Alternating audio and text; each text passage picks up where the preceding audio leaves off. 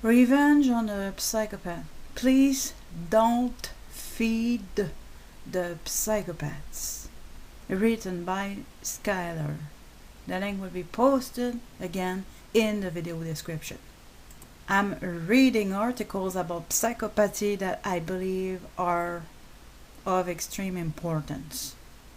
Starting to read the article. Revenge, justice, punishment. Those concepts are sometimes used interchangeably when discussing how we might respond to a psychopathic attack. On the surface, an eye for an eye may seem equitable and justified. Beneath the surface, though, there is much more happening, and sometimes we are unaware of or misidentify the consequences of retribution. I remember when I was working to bring about the downfall of a person who was using her position of power to destroy our neighborhood water association. Her selfish reason for creating problems with the water supply was so that no more houses could be built in our neighborhood. I was determined to reveal her actions to the entire membership. Like a psychopath, I gleefully planned her downfall, but I remember that I felt guilty for enjoying what I was doing. I did not and still don't feel guilty for what I did, but only for enjoying it. When we believe that someone deserves their punishment, oh, this is in German, Schadenfreude is the word that describes the glee we feel at the person's downfall. Now, after studying psychopaths, I understand that I was feeling this word, okay? Schadenfreude.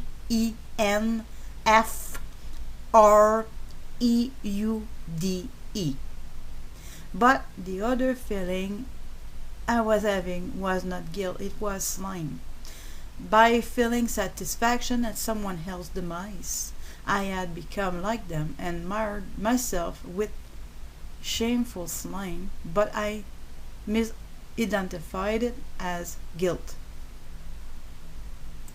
The problem with delivering justice is that it's hard to do it without becoming like the person who committed the offense.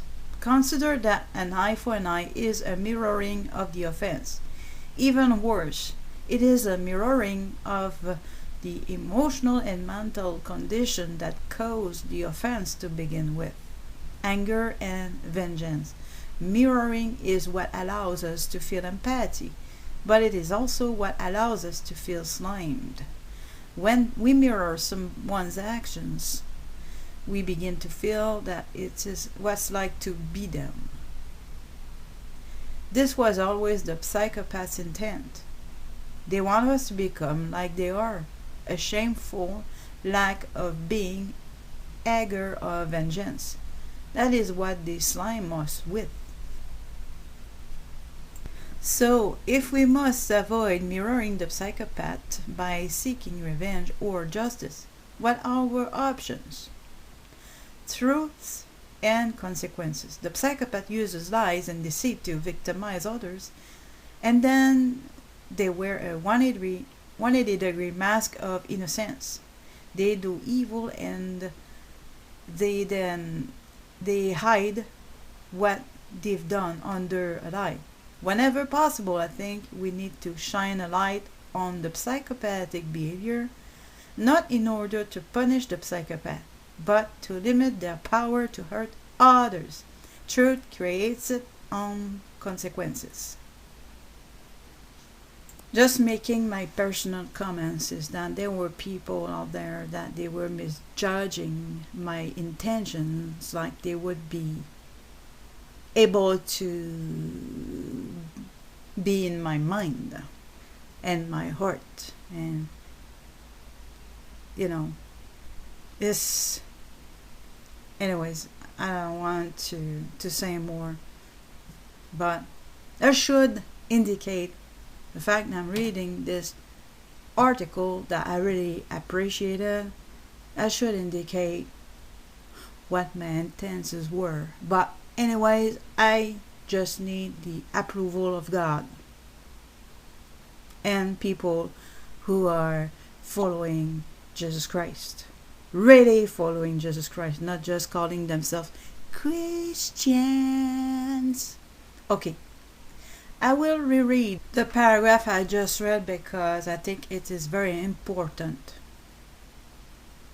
Truth and consequences. The psychopath uses lies and deceit to de-victimize others, and then they wear a 180-degree mask of innocence. They do evil and then they hide what they've done under a lie. Whenever possible, I think we need to shine a light on the psychopathic behavior, not in order to punish the psychopath, but to limit their power to hurt others. Truth creates its own consequences. It is my hope that all people will eventually recognize psychopathic behavior wherever it appears and respond by shunning the offender. But I'm not holding my breath. After I revealed my malicious neighbor's malfeasance on the water board, she resigned. I thought I had won a victory for truth and justice, but guess who is back on the board? Yep, she's back. In my naivety, I had thought that people cared about the truth.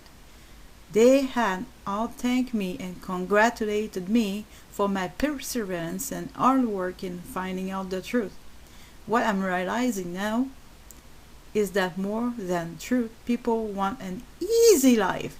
They don't want responsibility. As long as they thought I was going to be responsible for the water association, they were pleased. When I left because I was hiding from my ex-psychopath, they allowed anyone who was willing to fill that empty seat to be voted back in. I've seen this same pattern on the larger political stage.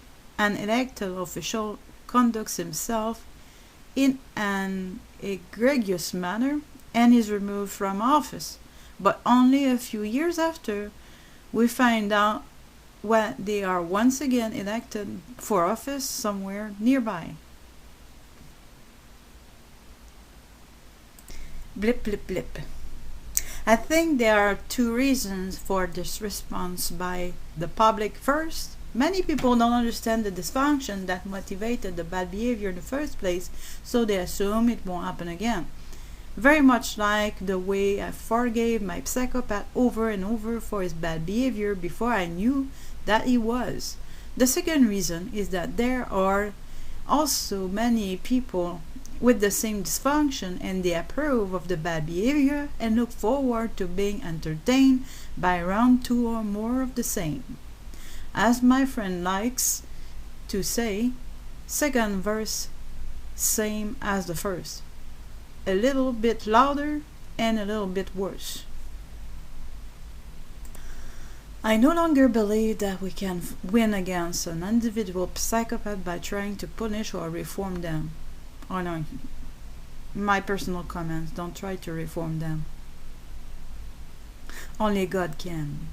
And if there is still hope for them, because some of them have already lost their soul. Back to the text. Not all of them, okay? Okay, back to the text. They don't feel shame, so they can't be taught a lesson. When we engage them in any way, even to exact revenge, they feel the satisfaction of knowing that they made us respond to them. Punishment feels pleasurable in their perverted minds because they feed on the other people's negative emotions. The only consequence they fear is abandonment, I reread. The only consequence they fear is abandonment, So shunning is the only appropriate response. Still, even shunning one psychopath or two or three will not make much difference in the long run. They always seem to find new sources of supply to feed them. What might make a difference is to learn and also teach others how to recognize the disorder, so that all psychopaths can be shunned by empathic people everywhere. As much as their slime may make you wish for revenge, realize that any response only feeds a psychopath's disorder. So please don't feed the psychopaths. Thanks for listening.